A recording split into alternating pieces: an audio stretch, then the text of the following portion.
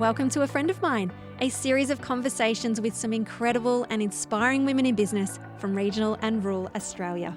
I'm Kimberly Finesse, your host and the founder and editor of Oak Magazine, and I cannot wait to introduce you to some amazing female entrepreneurs who will share with you their experience and knowledge of what it takes to start, grow and scale a successful business.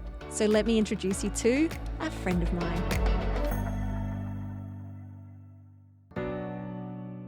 The role of teaching is demanding. It's relentless. There is a huge number of pressing elements that contribute to a teacher's mental load every day. Over the past 5 years, Lill Daley has experienced firsthand the mental load of being a school teacher and decided to do something about it. Lill created a set of affirmation cards out of a personal need for self-kindness and positivity, especially during those challenging teaching moments. It wasn't long before her colleagues were asking for their own set, and so began her side business, the Teacher Collection. Being from a family of dairy farmers, Lill has seen firsthand the positive impact local support can have on a small business. So it's no surprise that her positive affirmation cards are 100% designed, printed and assembled in central Victoria.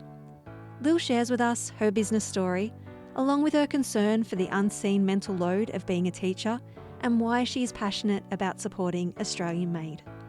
Meet my friend Lill from the Teacher Collection. Hello and welcome, Lill, to A Friend of Mine. Thank you for having me. You've had some really inspirational women on this podcast, and I'm really glad that you've chosen me to be your guest. Well, we're going to continue that theme of inspirational women. So I'm so excited to have you. And because you are a school teacher, I think this is where it's a little different. I've interviewed women in business before, and obviously that provides a little bit of flexibility. So, we'll bump it in on a sort of Monday to Friday, a lunch or an afternoon or a morning. Yeah, but with you being a school teacher, we're doing it on a Saturday. Yeah, it's a little bit different being a teacher, and a lot of people comment that we do just have a 9 to 5, but it definitely is not that. There's so much work that goes in before and after, and especially at the moment to peak writing times. So it's it's nice to have a bit of time Saturday morning just to chill out and put the week behind me and not be thinking about the week ahead. So yeah. Excellent. Well, let's get into it. Why were you drawn to teaching, and what adventures has that taken you on? Well, when I finished year 12, I was sort of a little bit lost. I didn't really know what I wanted to do at uni. There were a few degrees, you go to all the open days and you get all the paperwork, and there are a few degrees that I'd sort of highlighted and floated around. But I had some really great teachers at school, some really inspirational teachers who sort of really went above and beyond. And I very much like the idea that I have a part in someone's life, like what I'm passionate about, I can pass on to them and help shape them. So yeah, I came up from Melbourne to Bendigo and did my PE teaching degree. I love being outdoors, I love being hands-on, and I think that incorporating a lot of movement into the classroom is a great way for kids to learn. So I'm teaching grade 3-4 at the moment, but incorporating a lot of that PE and health knowledge into the classroom there. And I love it. I love teaching. I'm really passionate about what I do, and it's a challenging job, but it's also a really rewarding career. And I just love it. Last year I was up in Darwin teaching grade 6s up there, and before that I was out in between Bendigo and Shep at Rushy teaching there, and it's just fantastic, the different kids and the different families that you get to meet. And I think every group that you have, every school that you have, gives you different skills and gives you different life experiences that you can carry on with you as well. So it's all just one big learning opportunity for me. And now you did just mention that you worked in Darwin. Was it for 12 months? Yeah, we after my first 2 years of teaching as a graduate, my now husband and I took 18 months off. So we travelled around Australia with our camping trailer. We went up the middle and down the west coast, and it was sort of a working holiday. So we'd work for a few months, then travel, work for a few months more, and we stopped in at Alice Springs and worked there. And we both really loved Darwin, and we both had really great opportunities up there. So we thought we didn't really have a lot to lose by staying up there for another year. So, you know, a 1-year holiday turned into a 2-year working trip. So it's given us a lot of opportunities and also a lot of memories as well. Yeah. Now, what challenges have you found in a classroom, you know, I suppose personally? So I guess some of the most challenging things can be behaviour management. So setting up your classroom and structuring your classroom to enable and teach kids to regulate their own behaviour and manage their own behaviour, and give them those social skills to be able to react appropriately in the different situations. And I guess for me as well, also being able to manage your own emotions. So there's going to be times where you need to be that force in the classroom that really builds the kids up and brings all that exciting energy and that powerful energy to really create and motivate for learning. And then there's also the times where you're the person to bring down the energy in the classroom when things are getting a little bit too much. You've got to be the person to lower that energy. So regulating your own emotions with that can be quite challenging as well, particularly when you have things going on away from teaching. You know, you might come into the classroom one day and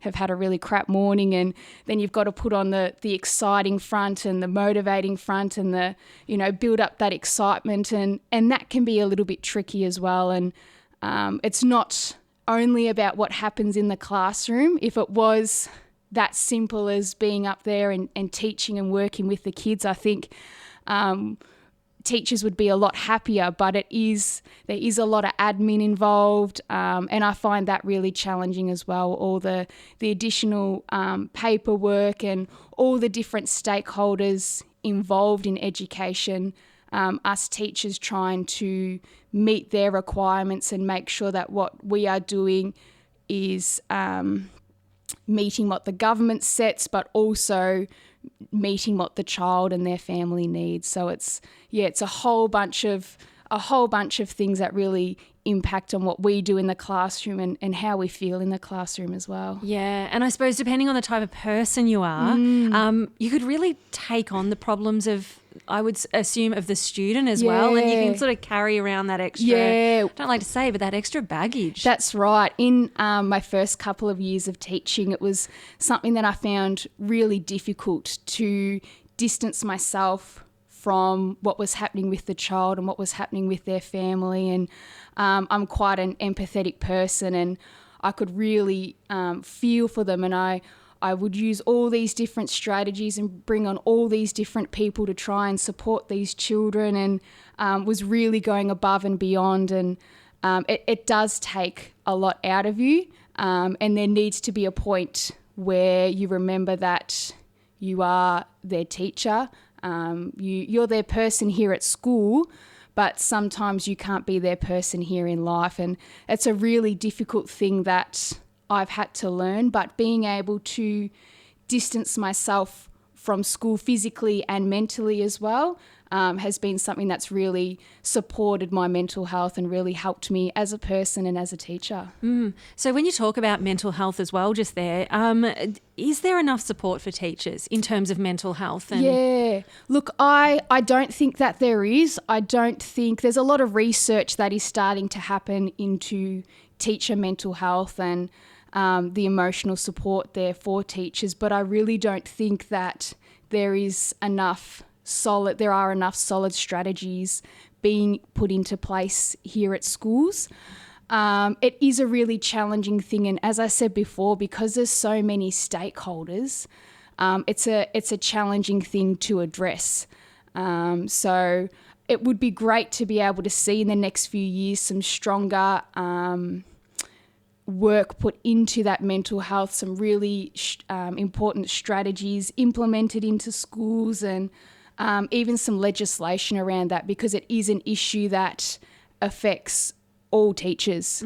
I just can't see it being that that lifelong career anymore, that, you know, you'd come straight out of high school, go into uni, become a teacher and then sit within that industry until retirement. Like, I just don't think it's sustainable anymore. Yeah, and look, I haven't been teaching very long. This is my 5th year, but it does seem, from what I talk to long career teachers about, it does seem to be something that is getting worse. Those expectations seem to be getting set higher and higher, and more is expected from teachers. And yeah, I think that support really needs to be there.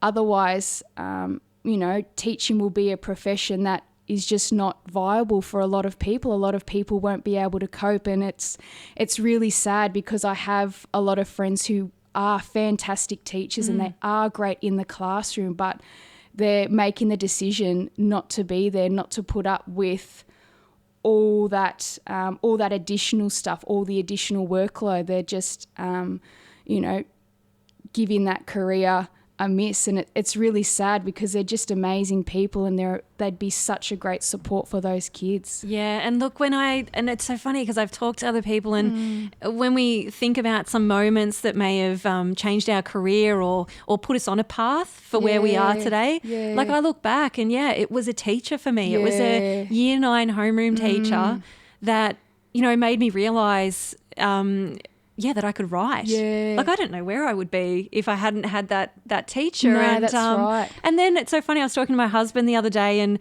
we were just talking about that, and then he's like, oh, I can remember such and such saying this quote, and it's sticking with me for, you know, for life. Yeah. And it's like, yeah, teachers actually have a really big impact. Well, some do anyway. Yeah. You know, I mean, I couldn't really reel off every single teacher I've had since primary to secondary, but there are some that, really do stand out for me. And it's all about that connection. It's when you hear people talk about their teachers, you know, you can see their eyes light up, you can see the smile that it brings to their face, and it's all about that connection with the kids, and building that connection. And the teachers that I remember through primary school and through high school are the ones that I had a really great connection with. Like, I really can't remember what they've taught me, but I can remember how they made me feel as a person, and you know, the memories that we had in the classroom. So that's something that's really important to me in my classroom, is making those memories with the kids. And it can be hard to have those moments as well when you have all these additional curriculum pressures and admin pressures and all that sort of stuff. So it's very, very much a balancing act. It is. Now, I suppose in a way I'm trying to find a beautiful segue, and I'm not really giving you much, am I? And I missed my segue before, and I asked another question. But my segue before was going to be when you were talking about motivating and motivating teachers. Is that how you've come into a side hustle? Because, I mean, here you are saying, you know, you're busy 24/7 really. Like, teaching does move out of the 9 to 5. I realise you have school holidays, but I know you guys work during that school holiday period. How have you fitted in a side business? You're a small business owner as well. Like, I guess. I haven't really thought of it like that. Like, it's just something that I do on the side just for fun, but it's something that I'm really passionate about. The teacher collection is something that came about from my own struggles in the classroom, feeling weighed down and finding things really challenging with behaviour, with admin, with planning and all those other things associated with teaching. And there were times where I just didn't want to go out of bed and go to school. I just didn't want to be there, and not because the kids were challenging, it was just all the other things that were happening. I wanted something in the classroom that a space where I could go, where my light could be reignited, and, you know, that passion could be brought back when times were a little bit tough. So that's what the teacher collection does for me. I made a set for myself with quotes and affirmations that really spoke to me as a teacher, really reminded me why I chose this path. And I printed off a set, and I had a set in my classroom, and there was a whole process how I used them each morning. And some colleagues saw them and they asked them where I got them from, and said that I made them myself. So I got some sets for them, and yeah, just from there it's grown. It's so many people are finding themselves in the same boat as me, I guess, just looking for that little snippet of inspiration just to help them, I guess, reframe that mindset when there's all those negatives running through your mind. You just need something to stop you in your tracks and to help you flip that mindset and push on and remind you why you're there, really. So how long ago did you launch the teacher collection? Look, I had the idea in my head when I was traveling. That's sort of when I had the time and the mental space to really investigate the idea and think to myself, well, yeah, I could give this a crack. What's the worst that could happen? But yeah, really, it's coming up on a year that I had my first set printed, which is really exciting. Only a year, Lill. Yeah. My gosh, yeah, you've come so far in a year. Yeah, wow. It's been a real learning curve. Like I'm really passionate about learning. I love to learn myself, and I guess I've seen it as another opportunity where I can learn and I can build my skills in a different area. Like I did business management at school and I had no idea. And yeah, I've just learnt stuff along the way, and being able to network with people and meet up with people and, bounce ideas off them and get advice has been really cool as well. Oh my gosh, a year. So for those listening, I'm a little bit shocked that it's been a year because it feels like I've known you so much longer. Well, I absolutely love the Teachers Collection. I actually can't remember how we connected, to be honest. I would really have to dig back in my mind how that had all come about. But I know it was before you left for Darwin. Yeah. You popped in and grabbed some mags. It was when I was getting some mags. I'd found Oak magazine must have been at the Meadow when I was in there. And I read a copy and I was like, oh, this is really cool. And then on some of the pages in there, it gives you some pictures of past editions. Yeah, so I was getting in touch to get some of those past editions. And now my family's big in Oak magazine. They love reading it as well. So, yeah, getting some past editions for me to pass on to them. Yeah, but that's a good thing about Oak. It's one of those mags that you can pick back up, an old one, and still learn stuff. Like it's not seasonal or anything like that. That's exactly right. Yeah, and sorry, this isn't a... I'm sorry, I'm not trying to pitch the magazine to you if you're listening. But if you haven't got a copy, you can always jump on the website. But yeah, and then I remember following you and following your journey up north and then seeing the cards come about. And we've just connected then further and further. I suppose you've, through advertising and one of the online Instagram courses that we have. But it's been so remarkable to see what you've created. You've connected with local, regional and rural business women to do this as well. So take us through the product, because you have actually connected and collaborated with so many people from your graphic design to your illustrations, even local printing, like all of this matters. So being and supporting local is something that's really important to me. It's something that I really value. My parents and my grandparents have been dairy farmers on the Great Ocean Road, and seeing their challenges as farmers and seeing how much of a deal it was when the locals supported them, and when people didn't support them as well, the effects of that has been something that's really instilled that importance of supporting local in with me. So Jackie from White Deer Graphic Design, she's responsible for putting all the designs together, and I connected with Tessa from Ruby Tuesday down in Tassie. She developed the beautiful artwork from that, so I sent her through some pictures and she's done the artwork. And Print Together in Castlemaine have printed all our cards. So it makes me feel really proud to say that it's all made here in Australia. It's all made locally. And I think supporting Australian business and supporting local business is something that we as a society should be doing a lot more, because it's our future. It is. Yeah. That's so beautiful. What has been some hurdles though for you in launching like a side business? Yeah, I think time management is something that I have really had to narrow down and improve on.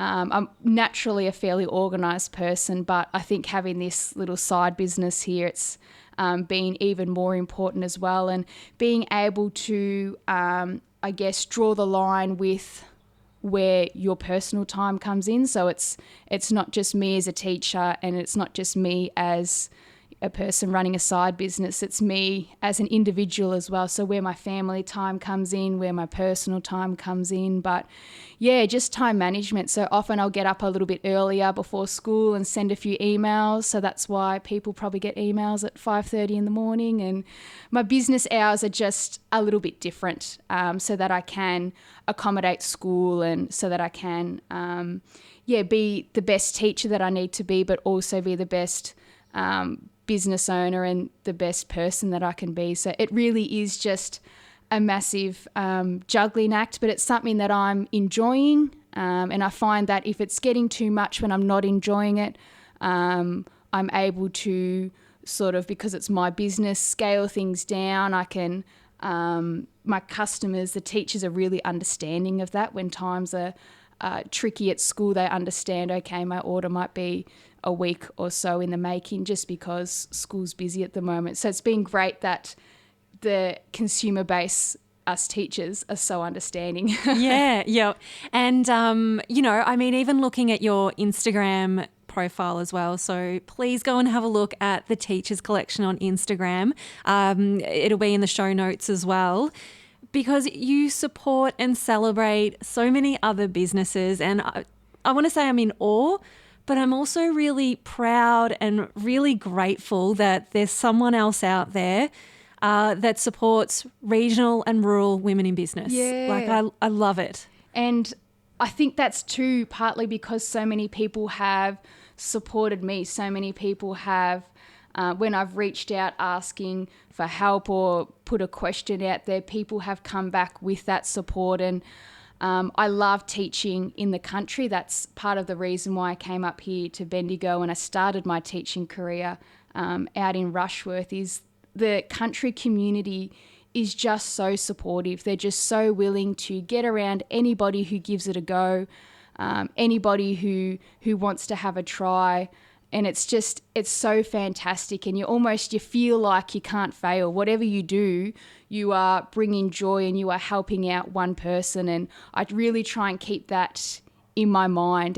For me, it's not about the big picture, being able to, put this on a production line where I'm pumping out hundreds and hundreds of sets. It's about helping that one teacher at that small little rural school of 70 kids who's doing it really tough. So I think, getting on board the locals and having all that support is something that I really value. Yeah. Guess what? You just provided me a segue into my next question. Talking about teachers doing it tough. I mean, my God, 2020 for parents and teachers. Yeah. You have created something called teacher support kits. Yeah. And that's to help those teachers, dealing obviously with the bushfires, with the drought, and then with the coronavirus pandemic. Yeah. So a lot of the rural teaching community, the rural communities, they rely a lot on tourism and living off the land. So whether that's cropping or beef or sheep. And with the drought that's been happening, and is still happening, that's something that's really severely impacted them. And then with the bushfires, and then with COVID-19, like these people out in rural and remote Victoria, they just can't catch a break. And I had a little bit of spare time on my hands. I don't know how, but I did. And I just came up with this idea. I thought if I was still out teaching in Rushy, I would really like to know that there's people who have my back, that there's people who are out there thinking of me and wanting to support me. And I thought I can be that person for some people. Like I want them to know, I want these teachers to know that there is someone who knows the work that they're doing, who knows the hours that they're putting in. And so I've contacted a few businesses. I think there's about 35 businesses in total now. Right down from small local businesses up to international businesses like R.M. Williams. So they've jumped on board, which is really great. We've put these support kits together, and People in the teaching community have nominated colleagues in rural and remote Australia and bushfire affected areas to get these kits sent off to them for free. So there's no charge. They don't need to apply for them. I've been able to cover all the costs, which has been really great. And yeah, they should be arriving very, very soon. Oh my gosh. Yeah. So how many kits went out? So I've sent out 30 kits. Yeah. And what would you think the value of each of those kits are? Oh, probably... Like recommended retail value too? Yeah, probably close to $700-800. Oh my gosh. Yeah, so there's so many. The products range from professional reading magazines. We've got sourdough starter in there. We've got some earrings. We've got some chocolates. There's some bickies in there. Like it's a whole mix. It's not just teaching products, but in saying that there are some teaching memberships in there. But yeah, just something for the teacher as a whole person, not just them at school, but, you know, them as the whole person. Yeah, some self-care outside of those exactly work hours. right, yeah. Are you proud of yourself? Yeah, I am really proud of myself. It's not something that I ever sort of envisaged myself doing. I sort of, going for walks is like my thinking time, and I sort of got this idea going for a walk, and I bounced it off my husband, Alex, and he said, well, what have you got to lose? And I thought, well, nothing really, like just sort of my dignity if it doesn't work. But yeah, it has worked. It's been fantastic. And reading the nomination messages from the people who have nominated teachers has just been unreal. There's just some amazing, amazing people out there. And I think even more, there's some really generous people out there who are keeping an eye out for our teachers. Yeah. We need to chat offline about what we can do with those for you. Like, how are we going to share those out even further so more people know, you know, what you're doing, but what all these other teachers are doing. The social media side of things, and as we were chatting before, the email side of things is something that I find a little bit overwhelming. I find it hard to, I know what my message is, but sometimes I find it hard to get into words in a way that will make people engage. Yeah. And I suppose that's that business experience. Yeah. That's all. And it's something that can be learnt. Yeah. You know, and it's thankfully not something you have to go to uni for. So perfect. There's plenty of people around you that will be able to help. So as I said before, I just love your passion for supporting rural and regional businesses, especially those that are female founded. But also collaborations, because I've spotted a few things on your grid. You've got these gorgeous little pouches with beautiful prints. Like, can you just take me through that collaboration and how something like that works? How do you approach the person? What's the exchange of value, et cetera, et cetera? Yeah, so I don't know if the way that I do things is the mainstream way, but how I approached Romali from the Handmade Gypsy was up in Darwin at the Mindle Market. So they were on every Thursday, Saturday, and I'd be there every Thursday, Saturday. And yeah, I bought a few of her products, and I really liked that they were handmade, and they were really beautiful, beautiful prints. And at one market I sort of explained to her what I was doing and floated the idea by her. And yeah, she said, look, send me an email, and we can go from there. So we chatted a little bit more about what we value and how we do things. And we decided that we were a great fit for each other. And I explained to her what sort of design I was looking for, what sort of prints, and how I value Australian. And she came back with some Jocelyn Proust fabric and created these bags for me. So they're actually stunning. I opened them last night, and I'm just so wrapped. I know, you can't see, I know, listeners, but we're actually looking over into Lill's office, and they're sitting in there with so much other stuff. So some protea, lots of plants, like everything that is Lill that you see on her Instagram grid. I think it's such I don't know, like I see your Insta grid, I obviously know you, but I see your Instagram grid, and then I meet you, and, you know, it's the same. Yeah. And I think that's really important. Yeah, I try authenticity, and it is a buzzword at the moment. Everyone's trying to be authentic, but what I put out there is me. What I put on the feed, it's all written by me. Most of the photos are taken by me. It is just me, and I think that putting yourself out there enables people to make that connection with you. And, you know, it's not just a product. The teacher collection isn't just a product. It's, you know, there's a story behind it, there's a community behind it, and there's a reason that it's there. So that's something that I'm trying to convey to people, and putting myself up on the screen and in stories a little bit more is something that I'm working on. It's my goal for this year. Look, it's too hard to be someone else. Like, it honestly exactly is. right. And I know that some of us go out and do things that we think that's on trend and whatever. But you know what? Be yourself. At some point, you are going to be on trend. Yeah, and it's just too exhausting to put on the front. Like, it's too hard. Being a teacher, to, you know, you put on a front at school and you might be all bubbly and energetic, whereas inside you're feeling like crap. But yeah, you got to, at some stage, you got to be yourself. So that's just my philosophy. It's me, and it will attract people who like that, and, you know, it won't attract everyone, but I'm okay with that. Yeah. Now, you've got your second set of the Teachers Collection affirmation cards out. So you had your first set, which I was very lucky to have a set, and I love them. And I have not let my husband take them. Hey, I needed them through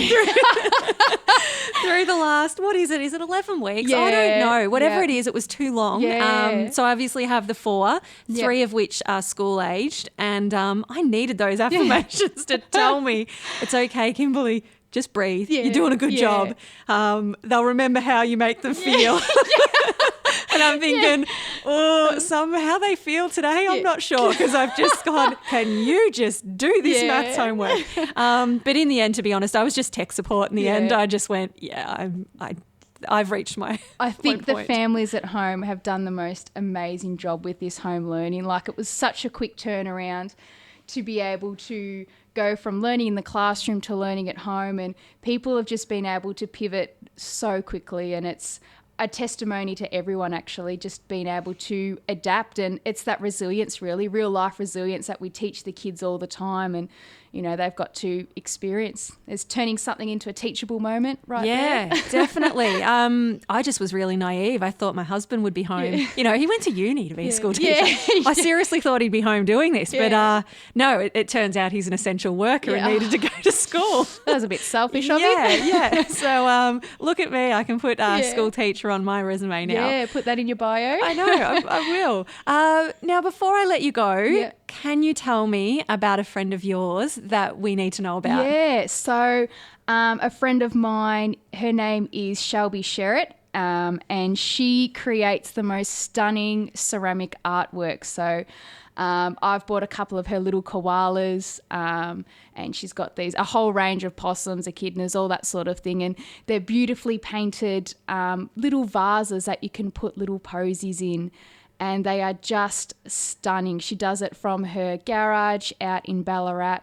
And the story behind what she creates is just beautiful. So she went through some challenges with cancer, and the therapy that she took on from that involved making these little creations. And it's just something that has evolved and grown over time, and they're just stunning. She actually had a sale on this morning, and her items just sell out in minutes. I know. It's so hard to get some. And when she had a sale back over at Christmas in Ballarat, I drove over and I was at her house at like 8:30 in the morning with 10 other people ready at 9 o'clock to go. So, it's just amazing. And being able to support another local, another person who values Australian made, and a friend as well, it means a lot. See, I'm such a big believer in karma, and I just feel that you, Lill, by supporting other people, it just comes back around. And people want to support you as well. So